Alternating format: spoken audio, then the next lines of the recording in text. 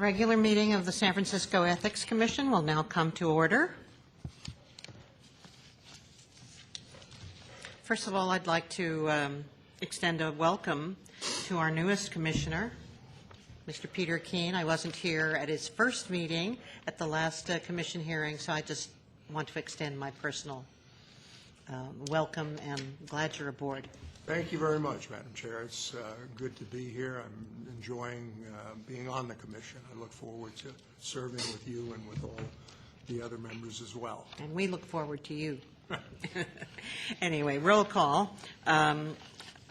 Commissioner Keene? Here. Commissioner Herr is excused, as is Vice Chair Rennie. He is also excused. Commissioner Andrews? Here. And with that, we have a quorum, and we will proceed with today's business. Is there any public comment on matters appearing before the commission or not appearing before the commission before we move ahead with the first item on the agenda?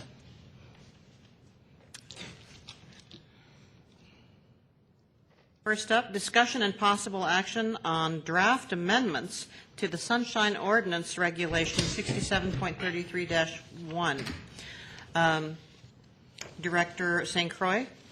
So the first two agenda items that we're going to be discussing are expanding the number of ways that folks who have to file Sunshine Ordinance declarations and state ethics training declarations. Currently, they have to be filed at the office in paper form.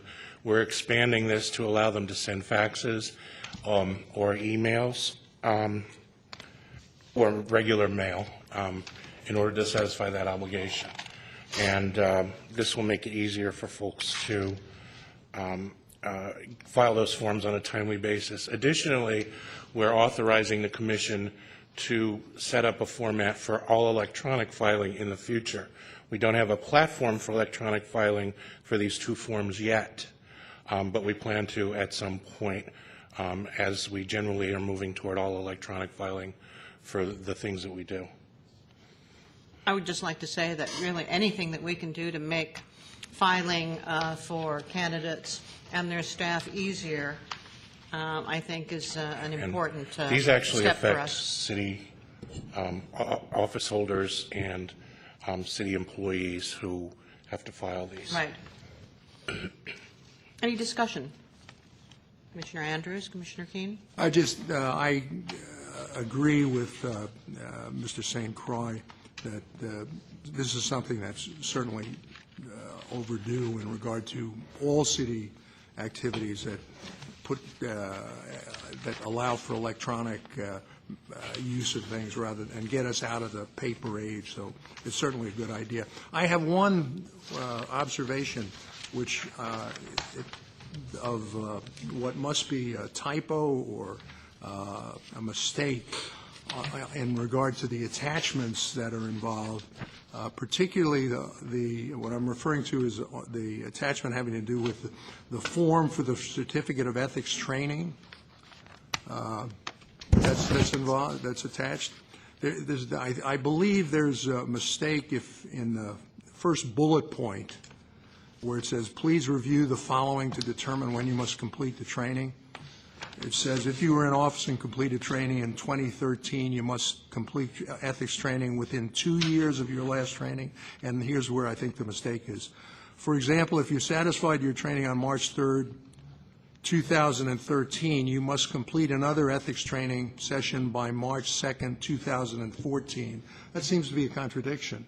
It is. If it says that you have 2 years, that should be you must complete another ethics training session by March 2nd, 2015. I think that should be.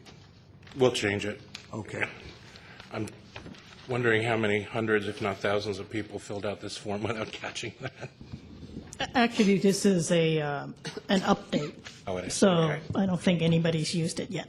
Very good. It is an update. The one that I filled out, which was the one from before, actually had it correct for 2 years. So the problem wasn't historically with your forms, it's just with this one.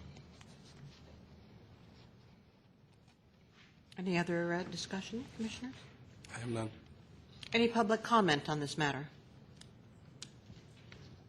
You could actually, if you wanted to, adopt the two of them in block.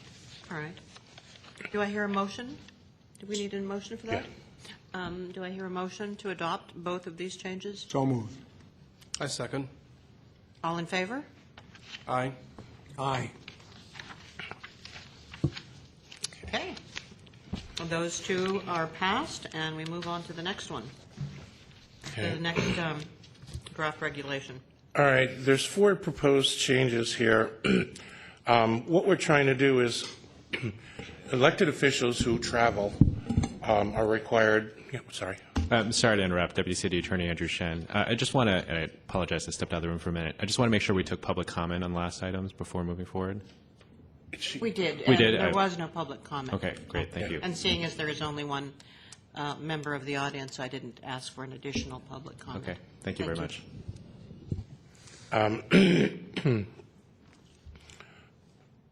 So elected officials who travel have to file a form with the Ethics Commission in advance of their trip detailing who paid for it and what the costs are going to be. This is one of the requirements that we get a lot of questions about from elected officials and their staffs. So we thought if we would put some of the advice that we generally give them into actual words in the regulations, it might make it easier for them to follow through on these requirements. The first discussion point tracks the 2 changes that we just adopted a few minutes ago on the other forms. That again, this form can be filed not only in person, but either by email, regular mail, or fax. The second change is, again, the advice we give people, if multiple individuals contribute to the cost of the trip, we always tell the official to file a single form for all the donors. We're just putting that practice into writing. The third decision point is basically a sort of follow the money issue. Frequently, outside organizations will donate to for example, a sister city committee, and in order to help defray the costs of these travels. So we consider the original giver of the money toward the trip to be the source of those funds and not the intermediary committee. So when an elected official accepts travel in these situations, they have to report where the original source of the money was or is. And then the last point is also very simple. Because elected officials must report the costs of their trip before they go, frequently they have to use estimates. And so what we have always allowed them to do is upon returning from the trip, when they have the exact figures, is to amend their report so that it reflects the actual numbers rather than the estimated numbers. And again, this is a current practice, and we're just putting it into words. If I may just add a couple of things. Actually, Director St. Croix was talking about agenda item number 6, not number 5. And with respect to decision point 1C, under the regulation subsection C, staff is suggesting a couple of amendments to that.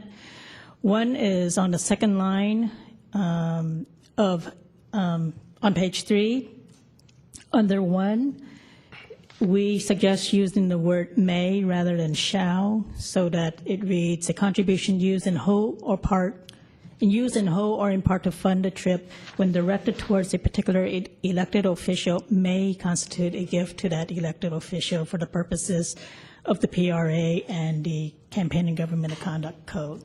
There are some instances when it would not be deemed a gift, so we just want to make that clear. We also want to add a sentence to say, just to make clear that this reflects what is in state law right now.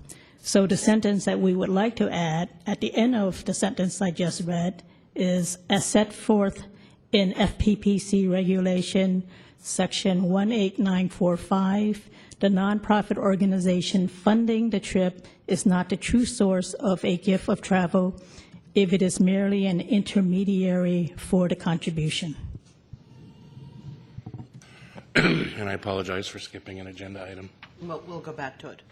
But since we're discussing this aspect, shall we complete this particular change? Sure. Any discussion on this decision point, commissioners?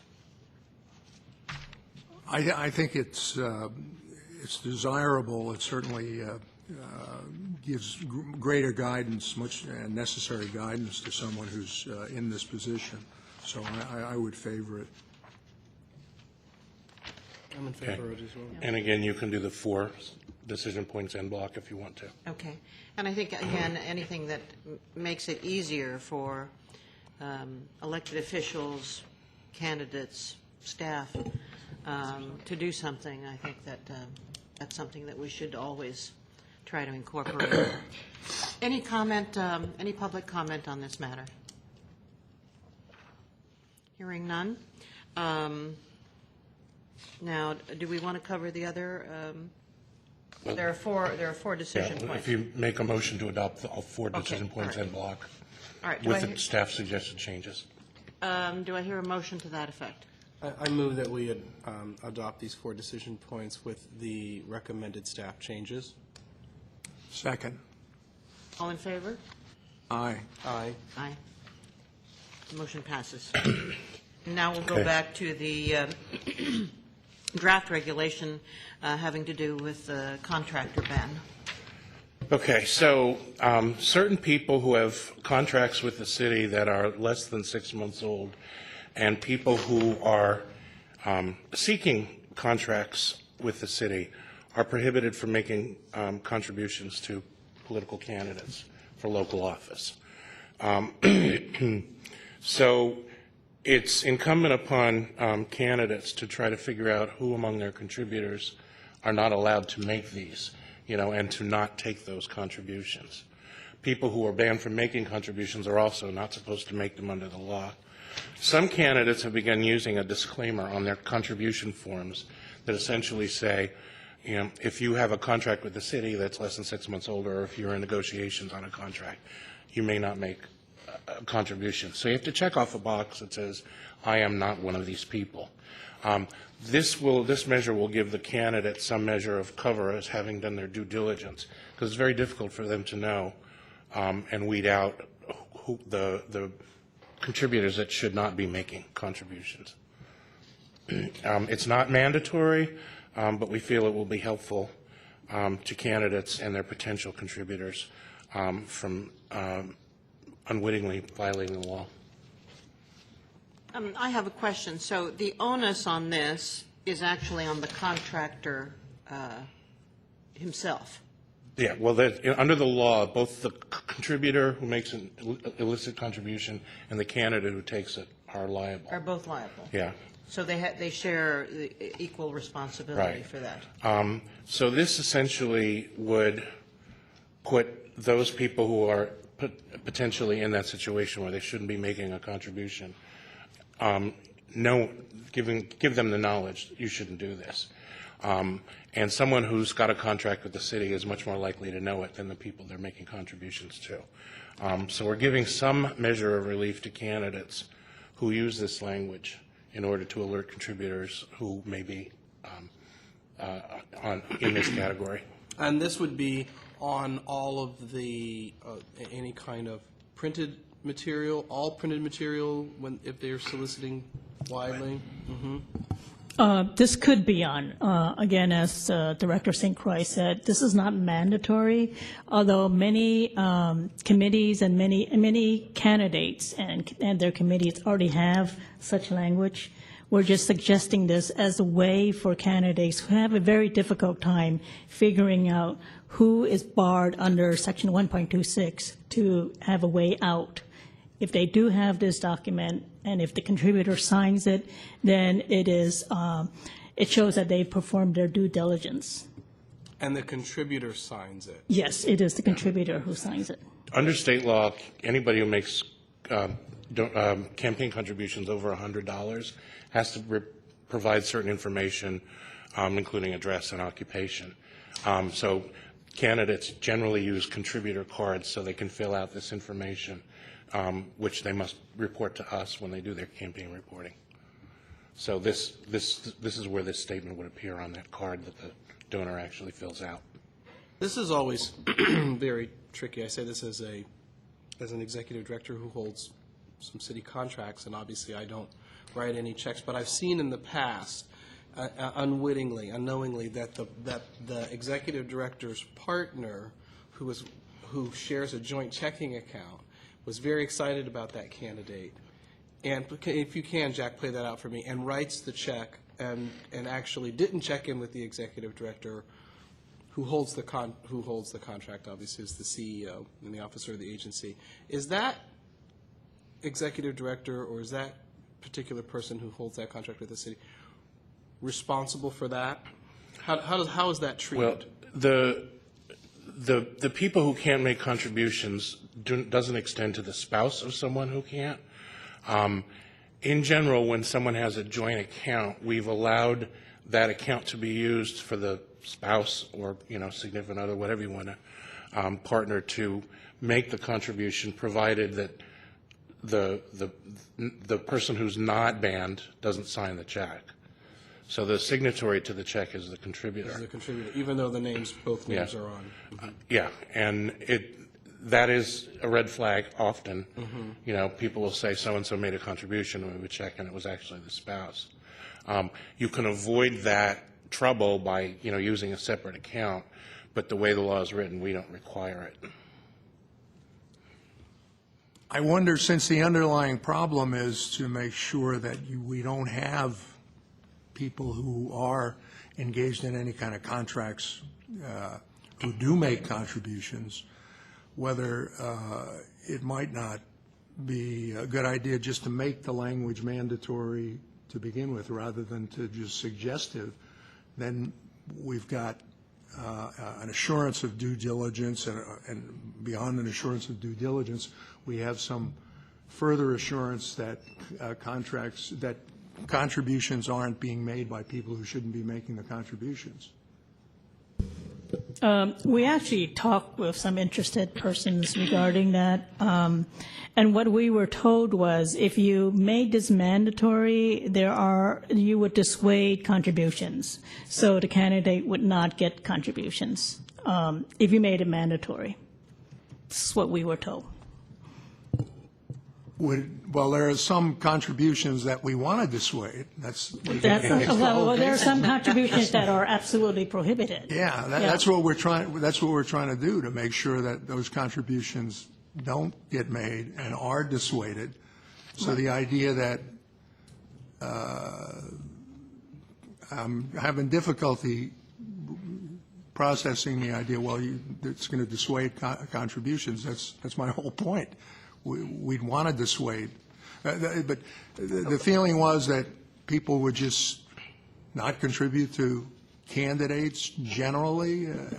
Yeah, because it would be too much work. The other thing is that there are a lot of grassroots candidates, and it would be difficult for them to, create forms for people to fill out. So that may be another aspect of it.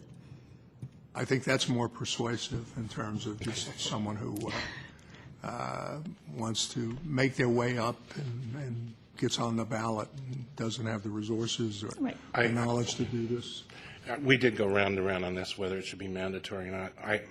My feeling is if we make it optional now, I suspect that most candidates will do it at some point in the future, and then we could use that as a persuasive argument to make it mandatory. Okay. So one baby step toward it. Yeah. Again, going back to the way we work on any kind of violation, we are a complaint-based still process, correct? Yes. So that the only way that we're going to know if someone willfully or even unwittingly violated this is if somebody complains to you, telling you so-and-so is actually a contractor and they made a contribution. That's the only way that we would really know. Right. The forms that are filed for this particular, when contracts are made by city officials, are still in paper form. We don't have a platform for it to be electronic. It's on our list of things to do eventually, but we can really only, move one form a year. So that's a few years down the line. Once we have it in a more searchable database, it will be easier for people to figure these things out and a less onerous process. But in the meantime, it's a tough responsibility. Well, I guess I would say, as we've learned dramatically in the last month and a half or so, government works slowly in terms of electronic technology. So we'll forgive ourselves on that note. So, any further discussion on this? I just want to be clear, so this is for anything over $100, and then I'm practically just playing out how I, in years past when I, well, it's been a long years, 20 years since I've not been an executive director, but when I was going to campaigns and going to house parties and writing checks, I'm just practically playing it out, that the particular candidate his good friend throws a house party, he speaks, people pull out their checkbooks and their credit cards, they write. It would be incumbent of that candidate to have these cards ready to go. Yeah. And and to strongly suggest or have his staff, remind everyone as they make their contribution that if it's going to be over $100, that you should fill this particular card out. Yeah, and once when they print up the cards, if they add the language, it's going to be there. It's going to be there. All right. Any further discussion, commissioners? Do I hear a motion to adopt this change? So moved. Second. All in favor? And there's no one in the public here. So. And there's no here. Yes, correct. All in favor? Aye. Aye. Aye. Motion passes. Okay. All right. Well, here we are. We're moving right along today. Oh, what happened? Quiet. Did you tell me quiet? Yeah, I did. All right, so we're moving along to approval of the minutes of the last meeting on October 28th. Any changes or corrections to the minutes?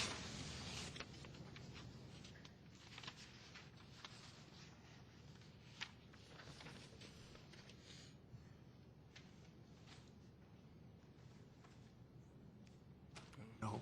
Okay. Do I hear a motion to approve the minutes? I move that we approve the minutes as written. Second. All in favor? Aye. Aye. Executive Director's Report. What do you have to tell us? I don't have Mr. St. any Croix? specific highlights in the report itself.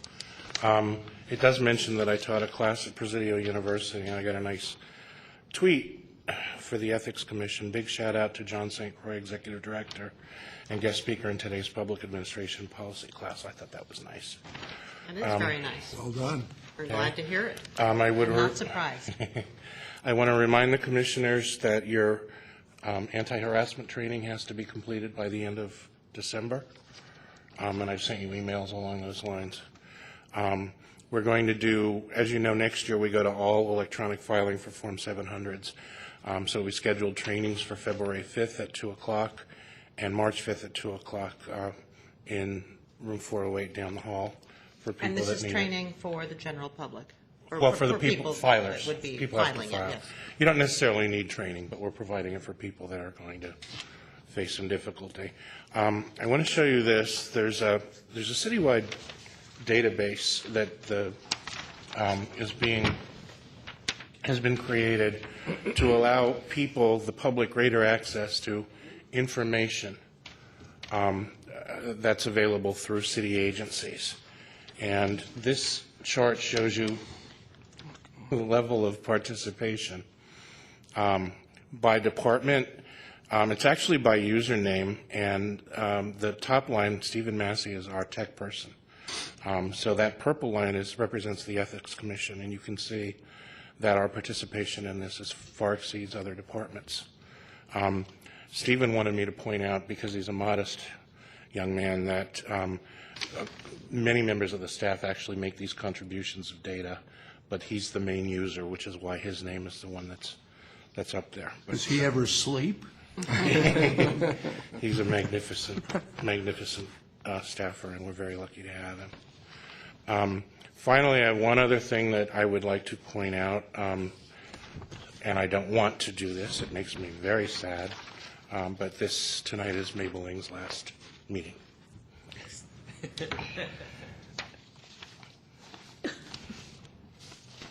But I'm going to have the lock change on our office door so she can't leave. Well, that saddens me very That much. saddens me as well. Just having come to my first meeting last week and seeing a former student of mine, Mabel Ng, who I was looking forward to working with during my tenure. And we've had several discussions and communications over the course of the last couple of weeks. They've been great, really pleasant. I'm certainly going to miss you and wish you well in your future endeavors, Mabel. Mabel, you're getting my look of disapproval. But I will say, I concur, and we've, over the few months that you've been a great guide for me and stepping in when John was busy, answering my questions, and I very much appreciate that. And you very much remind me of my deputy director who retired in August, and she was the quiet storm. Her name was Chief. I don't know if you have a nickname in the office, but her name was Chief, which basically was the underboss, meaning she ran me. And I suspect in many ways you're running that office too, so I know that you will be missed. And I just want to thank you for your service. Really, it's meaningful to the city and county of San Francisco and the people that reside here. So thank you. Thank you. Well, I just don't know what this commission is going to do without you, Michael. I honestly mean that. And I think that when people, throw around disparaging comments about government bureaucrats or government workers, it only indicates that they've never encountered someone like you, because your dedication, your thoroughness, your expertise and skill make all of us stand in awe of what you do and what you have done for us. So you will be missed, and I wish I could talk you out of this, but retirement can be pretty terrific. So we wish you well, and we're very, very happy for you. And this is not your last day, though? No. When is your last day? January 3rd. Okay. So thank you all for all your very gracious comments. I really appreciate working with you. I really appreciate every single member of staff. It's been wonderful. I appreciate the city attorney's office. It's just been a really great experience. Yeah. Thank you very much. Yes, and thank you. Pleasure. And we wish you well in all your future endeavors. Please stay in touch with us. In fact, if you'd like, you can come and sit in the audience and make, positive comments. I would just add, Commissioner Anders is perfectly right. Anybody who's ever had a deputy knows who the real boss is. Pretty much. And it was the partnership of a lifetime for me, and I will miss it. Okay. I just had one question in the report. I don't know why, and we may not have the number. We may not have your executive director's report from last meeting. I just wanted to confirm the number on our revenues report. Our goal, our budgeted goal, revenue goal is about 100,000. And for some reason, I'm remembering a number like 16,000 in receipts. Has that number changed, or has it always been 12,000, or did it even go up? Does anybody know anything about I that? don't have it with me. I don't know that it went up or not. Yeah. But I think I mentioned that the January time period is where most of our revenues come in Right. for I remember not all of confirming these, that. but most of them. Yeah. So I got confirmation on that at the last meeting, that that's where we generally make our... I'll double check But those I wasn't numbers, sure and about that I'll number. shoot you an email. Okay, that's right, thank you. Anything more that you'd like to add to your executive director's report? Any further comments or discussion of the director's report? Have none. No. If not, we'll move on to any items that commissioners may have for agendas on future, at future meetings. I don't know that it is going, at some point it'll make it to, I think, the Ethics Commission, but I was wondering where they were with the proposed legislation, the Chu-Herrera legislation. Where is the city with that? I know that they were revising it, and I'm not sure exactly when they intend to bring it forward again.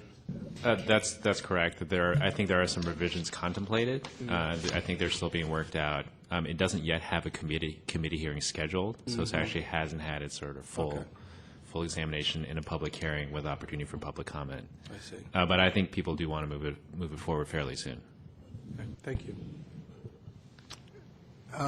At some point, I'd like to discuss something which I actually saw on in the materials last time, having to do with the executive director's power to dismiss complaints, and it's on the consent calendar, and one of us can pull it off if we want. And it's nothing to do with your power to do that. It's just the options that are available, because I saw one matter, and I'm not going to go into it because it was on last week or anything, but among the options, it talked about that you would exercise that power if, for example, it was being investigated as a criminal matter. The district attorney was looking into it as well. So does that strike a chord with you as Mr. St. Croix, in terms of, without going into any individual matter, that if something had been referred to us and as an ethical matter, and it was also determined that it was being looked at criminally, and the district attorney or someone's asked us, wait, don't get in our way, that it would then be part of your process of putting it on the consent calendar for dismissal. I saw one of those, and my thought was that it might be a better idea in those situations, if when they come up in the future, if they come up in the future, that rather than just dismissing it, that we have some provision where we could just defer it to some period of time, because a dismissal means it goes away from our purview. And it may be that something starts out or comes to us as an ethical matter. Mr. St. Croix sees that it's also being investigated by the criminal authorities, by the district attorney, and the district attorney says, well, stay out of the way, which is quite appropriate that we should. I think we should still keep track of it, because it might occur that the district attorney, for whatever reason, might decide, well, I'm not going to go forward with this. I'm not going to prosecute it, just because of a belief that they might not be able to get a guilty verdict beyond a reasonable doubt. But there's still some live ethics question in there that has now not been addressed. I don't know whether I'm making myself clear on this. Yeah. So I think in those situations, I think we might be better served if, rather than them being just dismissed, that we defer them to some period of time and look at them again, like it's deferred for 3 months or 6 months, and then we find out what the criminal authorities, the district attorney might be doing with it, if they are going forward, or if someone's been convicted or whatever. We may want to just forget about the whole thing.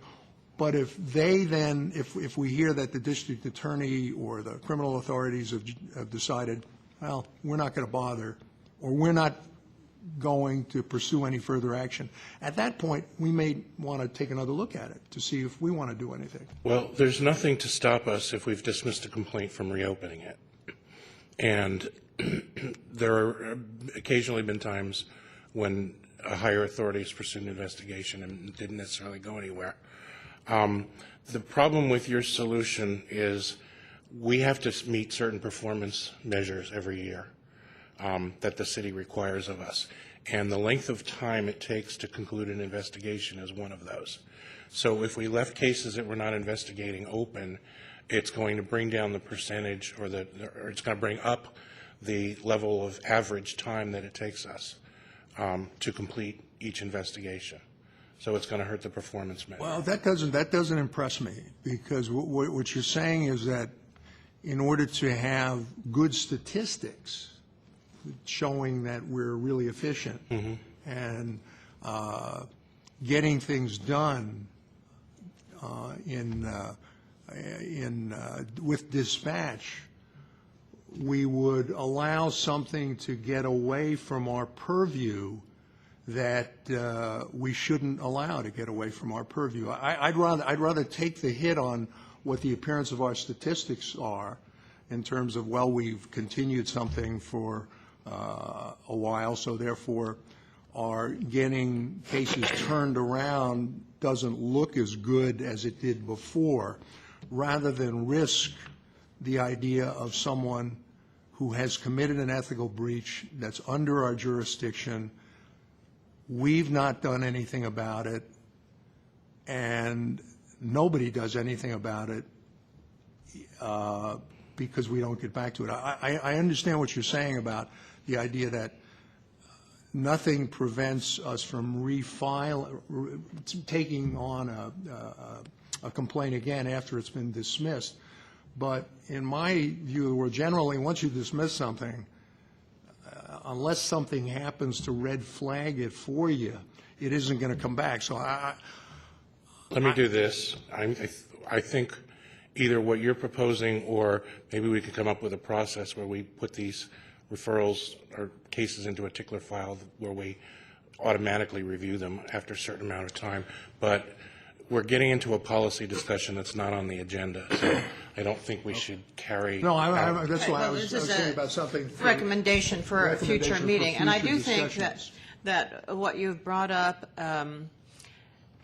is quite pertinent, because one of the complaints that we hear, fairly or unfairly, is, that too many cases are dismissed, and why were they dismissed, and so on and so forth. And so I think a good discussion by all of the commissioners would be worth our time and worthwhile, to see if there's something that we can do where we can still have good statistics, but still also have a sense that we are still keeping an eye on some questionable decisions or activities. So I think a discussion for a future agenda is in order. And it also brings me to something that I've been thinking about, and that is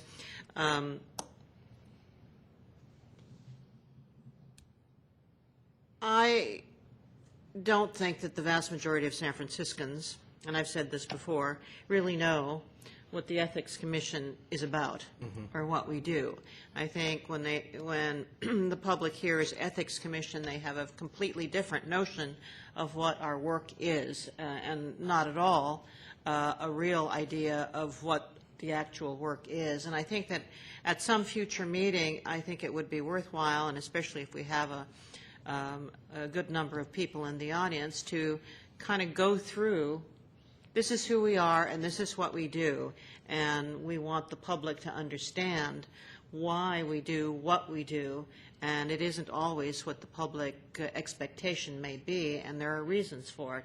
And so at some point, on an agenda, I'd like to see us talk about who we are and how we do it, kind of an educational. I know that we have interested party meetings, but sometimes those are people who are already very knowledgeable about these ordinances and this kind of, ethics legislation, but I'm just talking about something that the general public could understand more easily.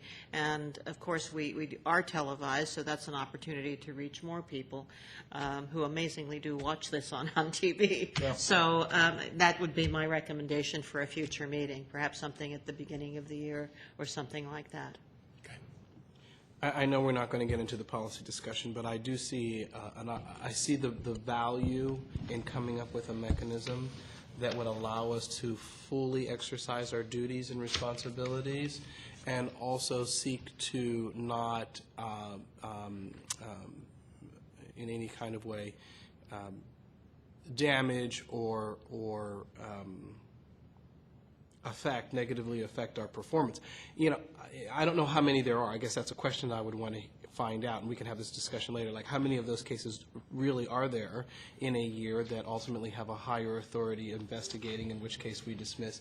But you could also, I would believe, with the for the authoritative power that measures our performance, ask for a waiver, on those particular cases that say, for as long as this case is open and pending, and investigation under another body, we request a waiver that this particular case not be included in our performance in the particular year. And I've done that in key areas of performance at the organization that I'm with. I just think there's a way in which we could get both things at the same time, both outcomes. I think your suggestion actually covers that concern, yes. Any further items for future agenda? Hearing none, I would like to call for public comment, but there is no public joining us today. This is really a first, at least for me. So with that, I would like to call for adjournment. Could we have a motion to adjourn? So moved. Second. All in favor? Aye. Aye. The meeting of the San Francisco Ethics Commission is adjourned, and amazingly so. It's 11 minutes after 6. This has to be a record. Thank you all. It's not. No? No, 37 minutes is the record. Oh, okay, well, still, we're doing pretty well. We're getting there. So, It isn't very long. we are adjourned. Thank you.